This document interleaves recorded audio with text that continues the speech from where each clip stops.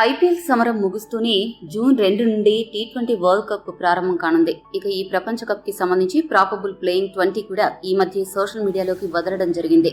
ఆ లిస్టు ప్రకారం రోహిత్ శర్మతో కలిసి ఓపెనింగ్ చేయడానికి జైస్వాల్ అలానే శుభ్మన్ గిల్లను ఎంపిక చేయడం జరిగింది. అయితే అఫీషియల్ గా బీసీసీఐ నుండి ఎటువంటి ప్రకటన రాలేదు. కానీ దాదాపు జట్టు ఎంపిక ఇలానే ఉండబోతోంది అనేది ఒక అంచనా. అయితే టీ20 ఫార్మాట్ అనేది చితక్కొట్టుడికి కేర్ ఆఫ్ అడ్రస్. బ్యాట్స్మెన్ ఆధిక్యం ఉన్న ఈ ఫార్మాట్ లో బ్యాటర్లు చాలా వరకు భారీ హిట్టింగ్ చేసే సత్తా ఉన్నవారి ఉంటారు.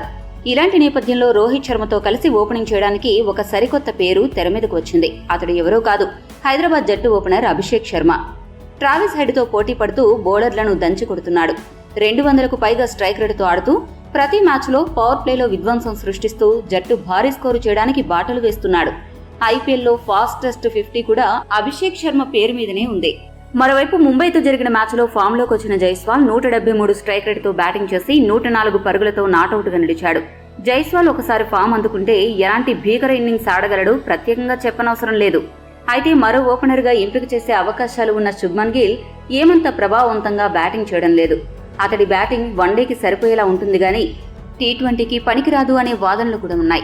వీటన్నింటినీ దృష్టిలో పెట్టుకుని టీ20 వరల్డ్ కప్ కి గిల్ని తప్పించి అతడి స్థానంలో అభిషేక్ శర్మ పేరుని పరిగణలోకి తీసుకోవాలని బీసీసీఐపై ఒత్తిడి పెరుగుతోంది.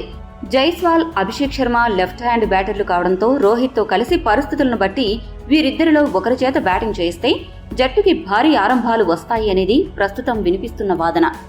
మరి బీసీసీఐ అభిషేక్ శర్మ విషయంలో ఎటువంటి నిర్ణయం తీసుకుంటుందో చూడాలి. మరి ఈ టీ20 వరల్డ్ కప్ లో రోహిత్ తో కలిసి ఎవరు ఓపెనింగ్ చేస్తే భారీ స్కోర్స్ నమోదవుతాయో మీ అభిప్రాయాన్ని కామెంట్ చేయండి.